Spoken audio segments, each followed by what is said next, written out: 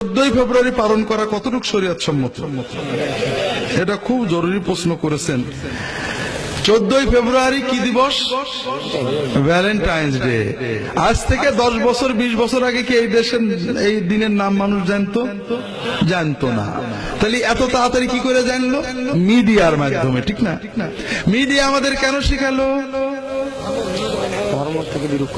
প্রথম বিষয় হলো তাদের বিজনেসের জন্য। আমাদের আস্তে আস্তে বুঝি 14ই ফেব্রুয়ারি বাংলাদেশে বাংলা একটা মাস আছে, সেই মাসের কয় তারিখ হয় বলেন তো? হ্যাঁ, পহেলা। হ্যাঁ, ফাল্গুন। বৈশাখ না, বৈশাখ আর এক মাস আছে। হ্যাঁ, তাহলে 14ই ফেব্রুয়ারি কি? ফাল্গুনের শুরু। আর ফাল্গুনে একটা ঋতু শুরু হয়, সেই ঋতুর নাম কি? বসন্ত ঋতু। মাশাআল্লাহ। 14ই ফেব্রুয়ারি প্রাচীন প্যাগান যুগে ইউরোপে মানুষেরা বসন্ত দেবতার পূজা করত। ইন্ডিয়ার আর্যদের মতো ইউরোপের মানুষেরা আর্য। 14ই ফেব্রুয়ারি উইকিপিডিয়ায় বা যে ইন্টারনেটে লুপারকিয়াস লেখলে পাবেন, প্রাচীন যুগে প্যাগান সব মানে যেটা বলা হয় প্রকৃতি পূজা। প্রকৃতি পূজা মানে আপনার মেয়ের বিয়ে হচ্ছে না, মানে বিয়ের অঙ্গি ভঙ্গি করে মনে করবেন বিয়েটা হয়ে যাবে। বৃষ্টি হচ্ছে না, গায়ে কাদা টাদা মাখলেন, মনে হয় বৃষ্টি হয়ে যাবে। প্রকৃতি পূজা, গাছপালা পাহাড় পূজা। এই জন্য বসন্ত পূজা করত প্রাচীন ইউরোপের মানুষেরা এবং ভারতের মানুষেরাও। বসন্ত বরণ, কথা বোঝেননি? বসন্ত বরণ হিসেবে নারী পুরুষ অশ্লীলতা বেহায়াপনা অনেক কিছু হতো, বাচ্চা কাচ্চা হোক, নানান কিছু অনেক রকমের বেহায়াপনা ছিল। খ্রিস্টানরা যখন ইউরোপে আস্তে আস্তে আসন গাড়লেন, খ্রিস্ট ধর্মের সবচেয়ে বড় দুঃখজনক কথা যে তারা তাদের ধর্মটা নষ্ট করেছেন আর মানুষদেরকে সহজে দলে ঢুকানোর জন্য মিছে কথা বলেছেন। তাদের মূল ধর্ম কিছুই নেই। ঈসা মসিহ যা বলেছেন কিছুই মানে না, আল্লাহর ইবাদত নেই, জিনা ব্যভিচার। আমাদের সমাজে হাজার হাজার মানুষকে মিথ্যা কথা বলে তারা খ্রিস্টান বানাচ্ছে, অথচ তারা বলে খ্রিস্ট ধর্ম সহজ। অথচ খ্রিস্ট ধর্মের তো কঠিন ধর্ম নেই। এমনকি খ্রিস্ট ধর্মের বাইবেলে আছে কেউ যদি খতনা নেই, মুসলমানি করে, সে আর বেঁচে যেতে পারবে। তার মানে আপনি মুসলমানি করার পরে যতই খ্রিস্টান হন, যিশুর মানের বেঁচে যেতে পারবেন। দুনিয়া রাজগবি ফালতু মিছে কথা তাদের কিতাবগুলোতে লিখে দিয়েছে। পাশাপাশি যত রকমের যে দেশে যখন গিয়েছে সেই বেশ ধরেছে। ইউরোপে একটা হিন্দু অর্থাৎ প্যাগান পূজা ছিল, সংক্রান্তি বা আপনার ওই শীতকালের পূজা। সেইটাকে তারা বলেন বড় দিন, খ্রিস্টানের যীশু খ্রিস্টের জন্মদিন। মিথ্যা কথা। আর এই যে রূপাল ক্লাস যে কি বলে আপনার বসন্ত বরণ উৎসব, এইটাকে তারা বলেন ভ্যালেন্টাইন্স ডে। এই দিনটাকে তারা প্যাগানদের মতোই উৎসবটা একটু আমরা খ্রিস্টান ভাব করলাম, মানুষ সব খ্রিস্টান হয়ে যাক। এটার নাম দিলেন তারা সেন্ট ভ্যালেন্টাইন্স ডে।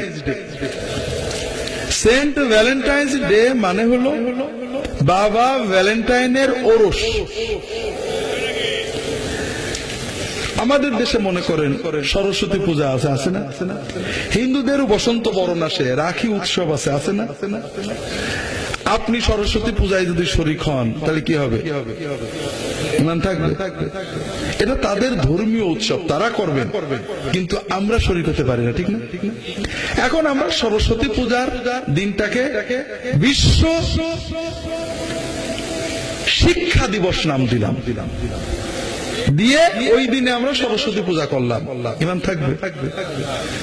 তো এই দিনটার নাম হলো ভ্যালেন্টাইন্স ডে, সাধু ভ্যালেন্টাইনের দিবস।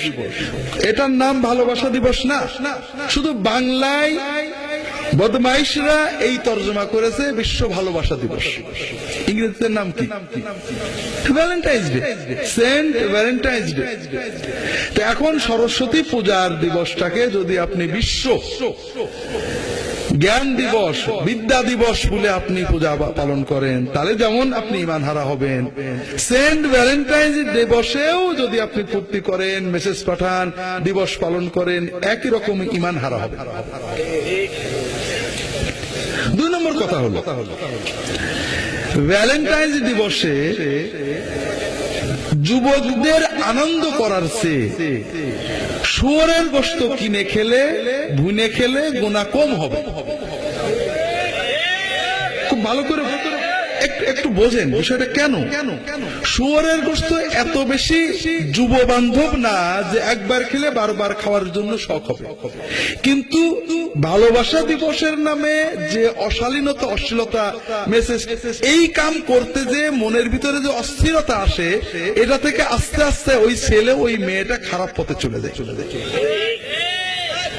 তৃতীয় কথা হলো, বুঝলাম ভালোবাসা দিবস আমাদের একটা দরকার। ভালোবাসা, দেশকে ভালোবাসা, ভালোবাসা না? মাকে ভালোবাসা, ভালোবাসা না? বাবাকে ভালোবাসা, ভালোবাসা না? গরিব দুঃখী এতিম বিধবাদের ভালোবাসা, ভালোবাসা না? ভালোবাসা দিবসে, ভ্যালেন্টাইন্স দিবসে আমাদের মিডিয়াতে নেতা নেত্রী, সমাজকর্মী, আমাদের যারা বুদ্ধিজীবী আছেন, তারা কি দেশপ্রেম, দেশের ভালোবাসা, পিতার ভালোবাসা, মাতার ভালোবাসা, দরিদ্রদের ভালোবাসা এগুলো বলছে যে আজকে ভালোবাসা দিবসে আমরা মায়ের ভালোবাসা, আমরা পিতার ভালোবাসা, আমরা দেশের ভালোবাসা, দরিদ্র মানুষদের ভালোবাসাকে উজ্জীবিত করবে, বলছে নাকি? কারণ যদি আমরা মায়ের ভালোবাসা, সমাজের ভালোবাসা, দরিদ্রদের ভালোবাসা, দেশের ভালোবাসা উজ্জীবিত করি, তাহলে আমাদের স্বাধীনতার সার্বভৌমত্ব, কৃষ্টি কার্যা নষ্ট হয়ে যাবে। ঠিক না? ঠিক তো? যেটা বলছিলাম ভাইরা, এটা হলো আন্তর্জাতিক বাণিজ্যিক সাম্রাজ্যবাদী ষড়যন্ত্র। এখানে দুটো ষড়যন্ত্র, দুটো দিক আছে। একটা হলো আমাদেরকে ভোগমুখী করে আমাদের থেকে টাকা কামাই করা। পহেলা বৈশাখের আনন্দ, ভ্যালেন্টাইন্স দিবসের আনন্দ, 31st নাইটের আনন্দ, যত উৎসবগুলো তৈরি করা হয়েছে এসবই ভোগের উৎসব। ঠিক না? আমি অনেক সময় আপনাদেরকে বারবার বুঝিয়েছি, ইসলাম আমাদেরকে আনন্দ করতে বলে, কিন্তু ইসলামের আনন্দ আপনার দেহ, আত্মা, সমাজ একসাথে। আমরা রোজার ঈদে আনন্দ করি, তার আগে মানুষের জন্য টাকা ব্যয় করি না? সারা বিশ্বে মুসলমানরা রোজার ঈদে একদিনের আনন্দ করতে 1 মাস ধরে কয়েক কোটি, বিলিয়ন, ট্রিলিয়ন ডলার খরচ করে গরিবদের জন্য। ঠিক না? যাকাত এবং ফিতরা হিসেবে। আগে গরিবের হাতে ফিতরা পৌঁছাও, তারপরে ঈদের আনন্দ। ঠিক না? তার মানে আগে গরিবকে দাও, সমাজের মানুষের মুখে হাসি ফোটাও, হাসির দিনে তুমি পোলাও বিরিয়ানি খাবে, আর গরিবের মানুষেরা লুকিয়ে থাকবে, কষ্ট পাবে, তোমার আনন্দ হবে না। আগে দাও, তারপরে খাও। কথা বোঝেন না? কুরবানির ঈদে আগে খাও না আগে দাও? আগে ভাগ করে গরিবদের দিয়ে এরপরে বাড়ি যেয়ে খাও। আর পহেলা বৈশাখ, ভালোবাসা দিবস, শয়তানদের বানানো যে ঈদ গুলো হয়েছে, এটা হলো খাও খাও খাও খাও, দেও বলে কিছু নেই, আছে নাকি? এটা হলো পশুর আনন্দ, পশুত্বের আনন্দ। তুমি যদি পহেলা বৈশাখে আমার শাড়ি দিতে না পারো, তাহলে দড়ি কিনে দিবা। কি বর্বরতা! এই মিডিয়াগুলো, এই অসভ্য সভ্যতা নামের মানুষগুলো আমাদের সমাজের ভিতরে, জাতির ভিতরে তাদের বাণিজ্যকে চালানোর জন্য, শাড়ি বিক্রয় করার জন্য, তাদের দোকানপাট খোলানোর জন্য আমাদের ভিতরে এমন বিবেকহীন উৎসাহ তৈরি করেছে যে আমাদের দুটো শাড়ি আছে, গরিব স্বামী, উপায় নেই, তারপরে শাড়ি কেন, নইলে তোমার সাথে আমি তালাক নেব। দেখ, খাও খাও, কেউ বলে না যে তুমি দাও, শুধু খাও। তুমি দাও কাকে? তোমার প্রেমিকাকে, প্রেমিককে দাও, আমাদের কাছে কিনে ওদেরকে দাও, অর্থাৎ তোমার উপভোগ, মানবতার জন্য কিছু দাও, তা নেই। এর মাধ্যমে আমরা প্রথমত পশু হচ্ছি। বর্তমান প্রজন্ম দেওয়ার আনন্দ বোঝে না, ত্যাগের আনন্দ বোঝে না, ভোগের আনন্দ বোঝে, মারার আনন্দ বোঝে। যত ভিডিও গেম আছে, যত রকমের গেমস আছে, সব শুধু ফাঁকি দেওয়া, মিথ্যা বলা, প্রতারণা করা, খুন করা, গুলি করা, মেরে ফেলা। ঠিক না ঠিক না ঠিক?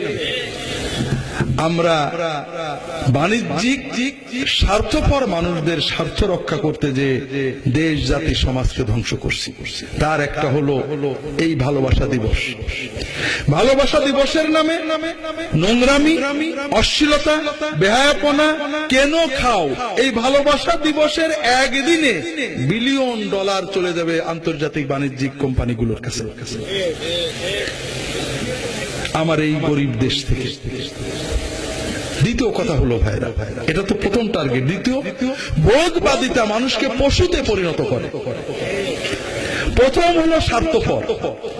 আমরা এই ভোগবাদিতার কারণে কি হয়েছে বিশ্বাস করেন ভাইরা, বর্তমানে কিশোরেরা 2 টাকা 200 টাকার জন্য বন্ধুকে খুন করছে, করছে না? স্বামী স্ত্রীকে খুন করছে, স্ত্রী স্বামীকে খুন করছে 200 টাকার জন্য, 10 টাকার জন্য, শাড়ির জন্য, টিভি চ্যানেল খুলে দেওয়ার জন্য। কি কঠিন বর্বরতা! কেন কেন হয়েছে এটা দেখেন। এটার জন্য দায়ী ইন্টারনেট এবং টেলিভিশন মিডিয়া। এই ভোগের বিলাসিতা, ভোগের আনন্দ আমাদেরকে পশু বানিয়ে দিয়েছে। এরপরও আমরা দাবি করছি আমরা দেশ ভালোবাসি, দেশের উন্নয়ন, আমরা সভ্য হচ্ছি, আমরা অসভ্য হচ্ছি। পাশ্চাত্য সভ্যতা আমরা দেখাই যে ইউরোপের লোকেরা তো এগুলো করে সভ্য, এইগুলো করে সভ্য না।